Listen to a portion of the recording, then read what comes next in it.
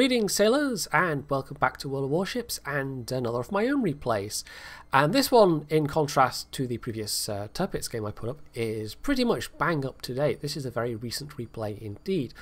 It's the Leander, as you can see, the tier 6 British cruiser, and it's not a bad ship, but the only reason I have it is because I got it from the Christmas convoy missions last year. And occasionally I take it out for a spin, but generally speaking I don't play it very often. I've played the Perth far more than I have this thing. Not that I've played it a huge amount, but I prefer the Perth overall. So, yeah, it's not a bad matchup, but it is Epicenter. I personally don't mind Epicenter too much at the mid and low tiers, but I know it doesn't have a huge amount of fans. And at high tiers, on tiers of the desert especially, yeah, it kind of sucks. I don't think I know anybody that likes playing Tears of the Desert with Epicenter. But on Trident, it's not too bad. On the mid-tiers, it's not too bad. It's just, I don't know. If we could just only, you know, get it on this map and only ever low and mid-tiers, that would be alright. Actually, having said that, there's, what's that other low-tier map that gets Epicenter? I don't know. I'm getting off target anyway. But it does give me the opportunity to use islands for cover, and I've actually positioned myself fairly close to this island so that once my smoke runs out I can just pull forwards and have some hard cover available. The other benefit for being on Epicenter is that it rather concentrates the action towards the middle of the map, and that's useful in a Leander because the Leander's range is pretty damn terrible. It's better than the Perth, but the Perth has got that creeping smoke screen to work with, whereas the Leander, well, the regular British cruiser smoke screens, as you are probably aware, aren't very big. You generally speaking get kind of 2 big blobs.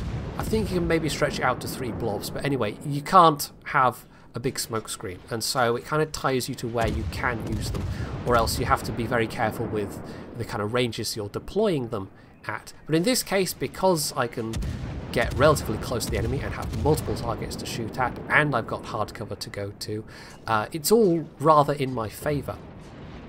So lots of broadside targets to go for at the moment.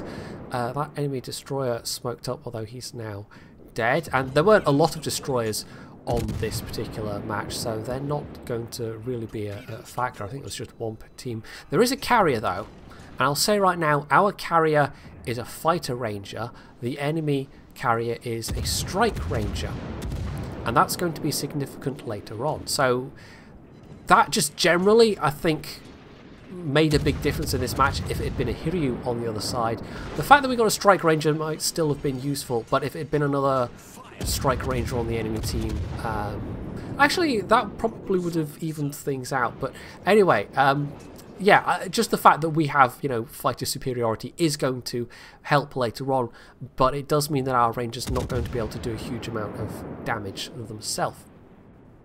So I've got 1 kill already, and I'm rapidly getting towards 50k damage, which was my goal. That's why I took out the Leander in this case.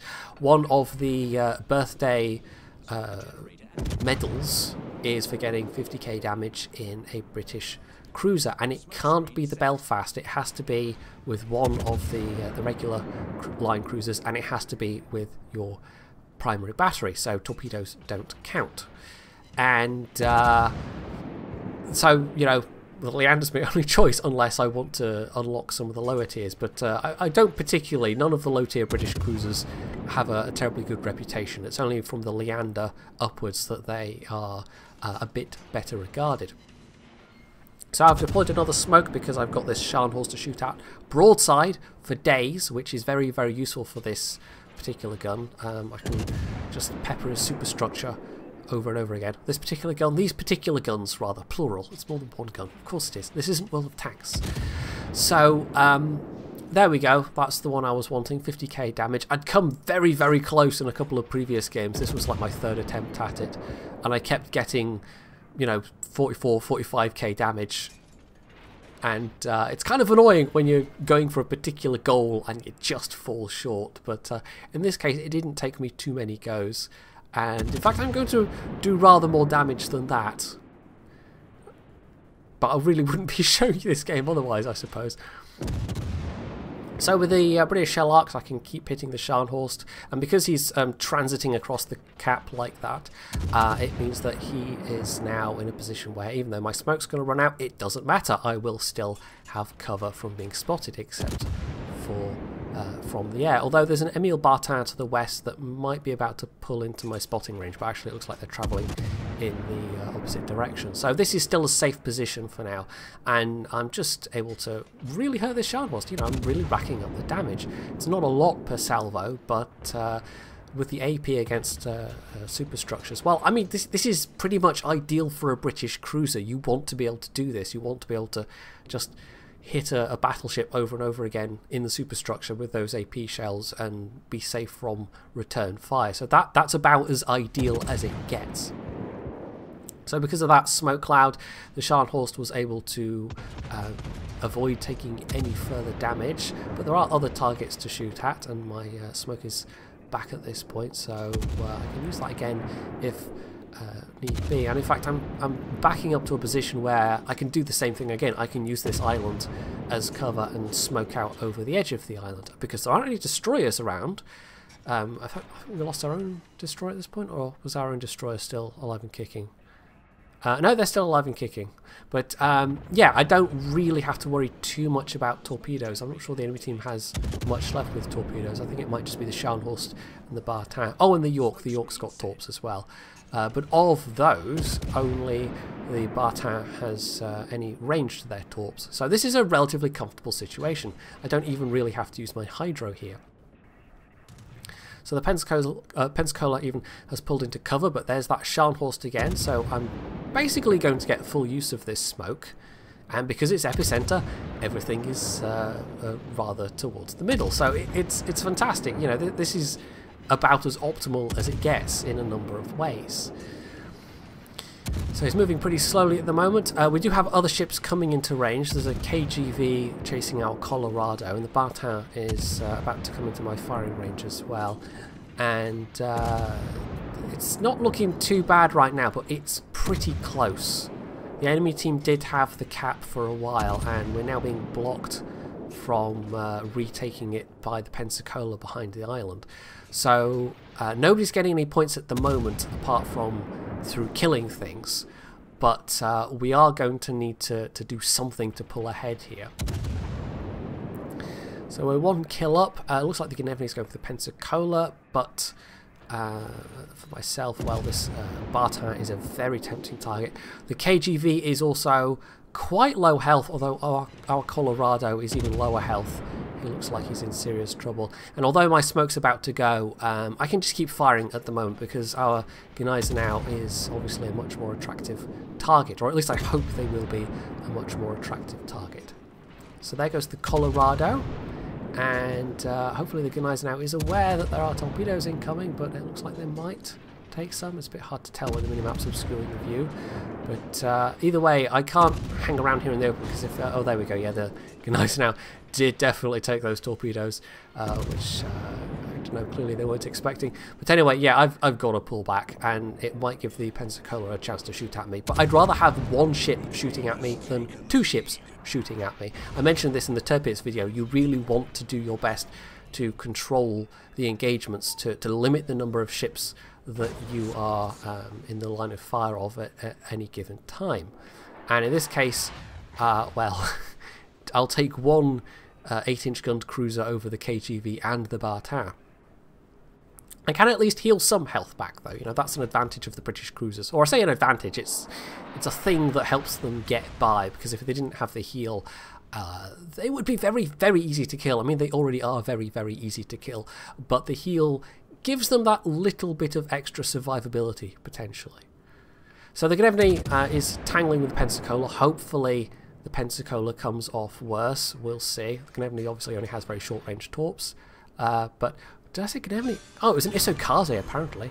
Anyway, they managed to annihilate each other, and I managed to take out that extremely low health King George V. I think it was our carrier that had left him on that amount of health. So that just leaves me in a 1 versus 1 with this Bartin, and I am relatively confident about this engagement right now. I don't have to worry about the enemy carrier too much.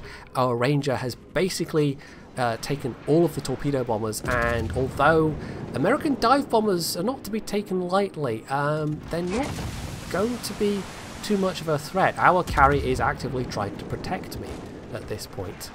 And although fighter specs are not considered to be that useful for carriers overall, in this particular instance, a fighter carrier versus a strike carrier, it was more useful for me, but undoubtedly our Ranger won't have gotten the damage that they would have had they had some torp bombers available.